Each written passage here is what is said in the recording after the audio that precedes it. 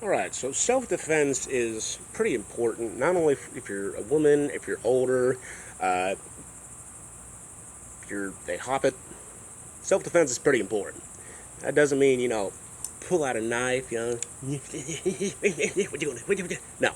Self-defense could be barehanded, you can use a weapon, taser, pepper spray, whatever. There's a lot of different kind of self-defense tools out there. I've seen some where you can have them on your keychain or something like that. Self-defense is pretty big out there. One of the biggest martial arts I know for systems kind of deal for self-defense is Krav Maga.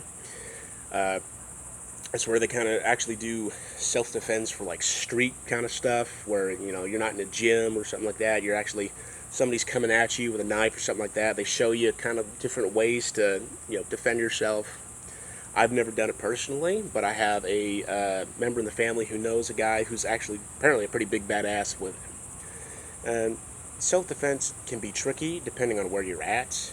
Some states might be a lot more lenient with it, others might not.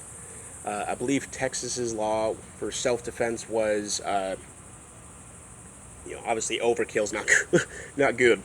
I mean, if some guy's coming at me with a knife, if I manage to kind of throw him to the ground, I want to keep him immobilized. I don't want to, get shanked in the back of the ankle. That's how Achilles died. Okay. So, but obviously, if I'm just stomping on his face repeatedly until he starts to look like a splattered pumpkin, that's a little bit overkill. That's no. In Texas department, I believe I think I talked to a cop about this.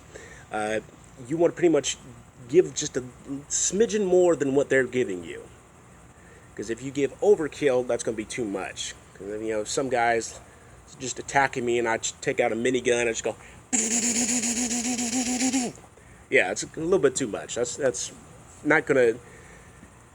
I will more than likely get in trouble for that due to it being too much of an overkill. You want to do just enough to get the person down. That doesn't mean no.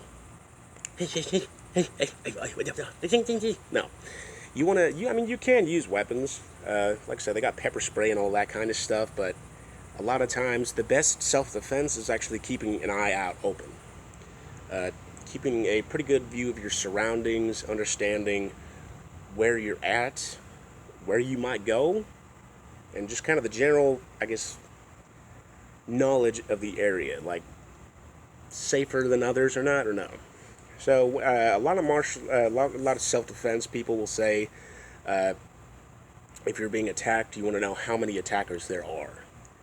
And if there's more than one, your best chance of getting out of that situation is to make a lot of loud noise. If you're in a suburban area, start shouting, get people's attention.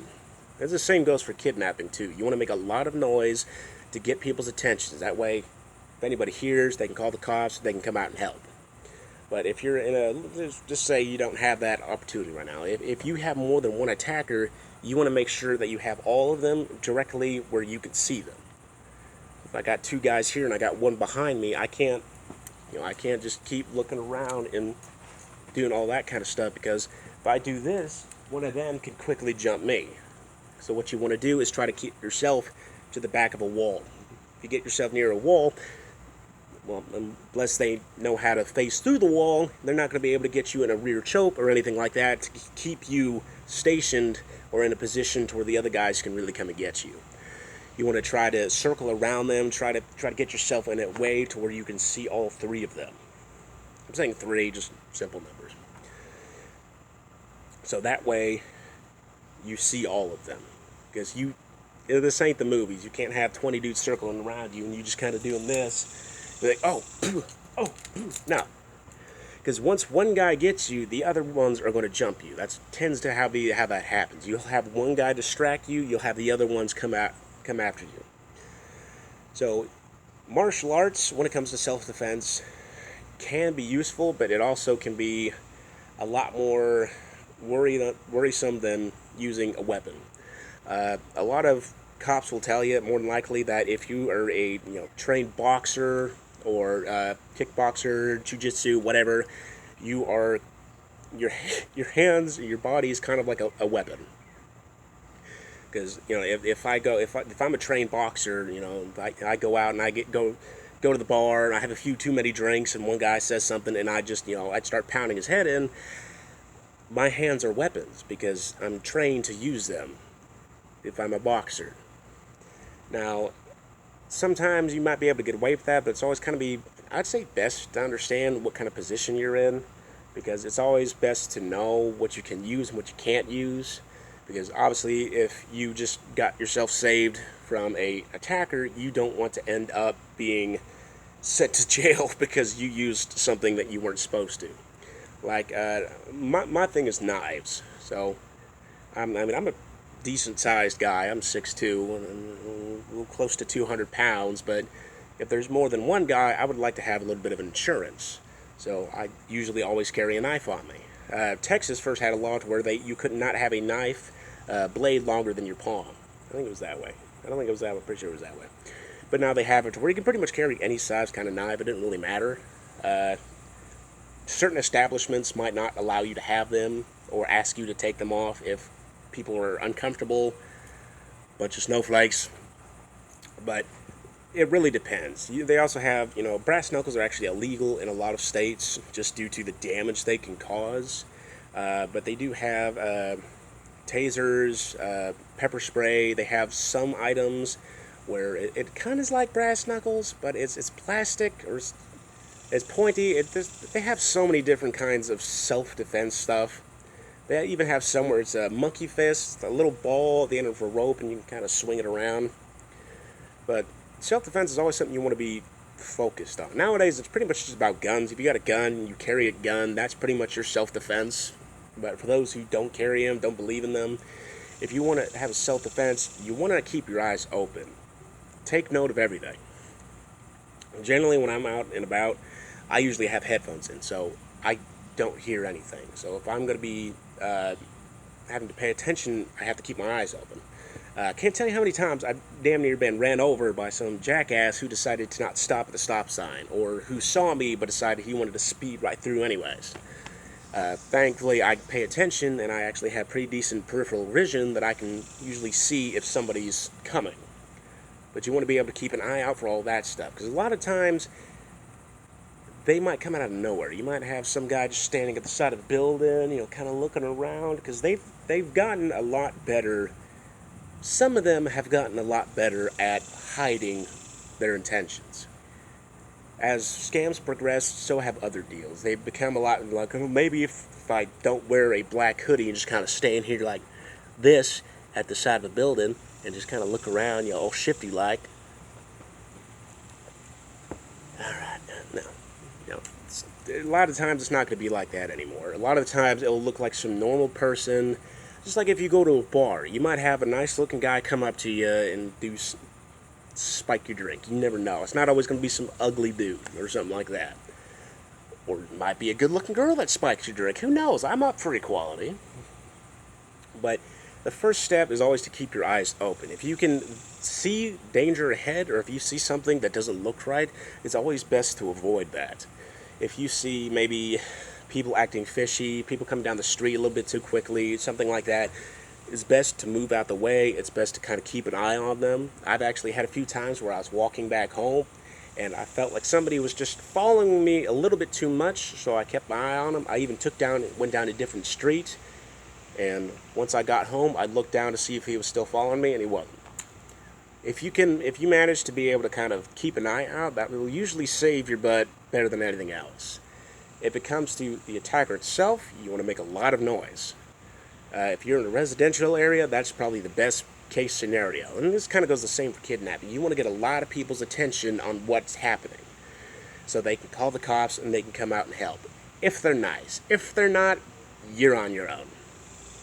But if it comes to a point where they're attacking you, and self-defense could be in anything. It's not just a scenario where you're walking home. It could be at a bar, somebody had a bad day, it could be somebody just doesn't like you. Who knows? But you always want to try to keep your distance from your attacker. If a guy's coming at you, one of your best bets is just kind of do like a big old kick. I just tore my shorts again. But you want to do a kick. You want to try to keep them away. If you can't do a kick, your best bet is to try to have a weapon. You got a purse, swing that thing. You want to try to keep them at a distance, because if they latch on to you, if they do anything, that getting in a scuffle is not always going to be the best thing. You don't want somebody big or anybody in general latching onto you, because a lot of times in the street fights they'll show, they're shoving the shirts over their head and just like whamming their fist in their face. You never want that to happen, because that's not going to put you in the best scenario. But you want to keep them at a distance. A lot of MMA fighters will kind of say that if you're going up against some guy way bigger than you, completely jacked, muscular and all that, you want to keep your distance. And unfortunately, chances are, if they're bigger than you are, they got longer arms than you do. So that's why they say, you want to do the kicks. You want to keep them at a distance so they can't grab you. Because a lot of times, once somebody grabs you, that's kind of it. A lot of MMA fighters and experts will also say that if you end up getting, the best way to get out of a submission or a chokehold, don't get into one. Because a lot of the times, you can't outmuscle it. If they got like a good rear naked choke on you, you're not really going to be able to get out of that. Because, well, they're supposed to, you're going to want to wrap around there, and you want to hold that, and you want to kind of put your head down against theirs. If they get it on you, and if they know what they're doing, you're not getting out of it. That's why a lot of times they'll tell you, do not get in one. Best chance, keep your distance. Don't let them get close. Let them know you're not afraid of a little hoedown. So I'm saying, if you got a purse, swing that sucker at it. Let them know you got yourselves a weapon right here. Like, come on, sonny boy, come on right now. Granny's here ready to whoop your ass. If you're had a little bit too much to drink, your best bet is probably just to go home, because you probably already drunk off your butt, and that's probably what caused the problem to begin with. But self-defense is always something you want to know, even if it is just carrying a thing of pepper spray. Granted, please, if you're going to use pepper spray, or if you're going to use a taser, please don't warn them that you have it. Please. Like, I understand as a point if you're warning them so they know that if they come close, they'll get it. But a lot of time, that's not going to do nothing. If they know you have it, they're going to try to do something. Especially if they're like, that's all right, come here. It's all right, come here. Don't let this. That's all right. Don't worry. I'm not going to do nothing. No. Don't let them get close. You want to keep them at a distance. And I don't mean just like a 3-foot distance away. I mean, you want to keep them as far away from you as possible. Don't let them know you have an item to protect yourself with, otherwise that surprise is out the window. If I got an iron pipe on me, I don't want to be pulling it out and be like, come here, buddy, let's do this. I'm going to whack you right on the noggin. No, I want them to come to me. Obviously, I'm usually a little bit bigger than most females. So, I also really don't care all that much. I'm a little violent at times. But it's different. It's going to be different for different people. But you want to keep them at a distance. If you have an item for self-defense, don't tell them that. Because generally that's not going to stop them. They're going to try to get close to you to try to wrestle it out of your hands, or they're going to try to do something in order to negate whatever tool you got. If you got a taser, if you got pepper spray, they're going to try to coax you into moving it. If you got something, keep it to yourself. That way it's a surprise. Oh, okay, it's all right, yeah, come. I want their face tasting like cayenne pepper on a Sunday morning egg. Because the best part is going to be the surprise. If they don't know you have a weapon, they're not going to expect to really defend themselves all that much. You still want to keep them at a distance, though, just in case they do grab you. Because if they're that close enough to grab you and you try to do just some quick movement, they're going to notice. Unfortunately, that's what it is. Even if they're looking directly at your face, if they see some quick movement there, they're going to do something. So you want to best bet, keep them at a distance. Don't let anybody know you have a weapon. And keep an eye out. You want to stay safe. Vigilance is the most important deal. Keep an eye on everything.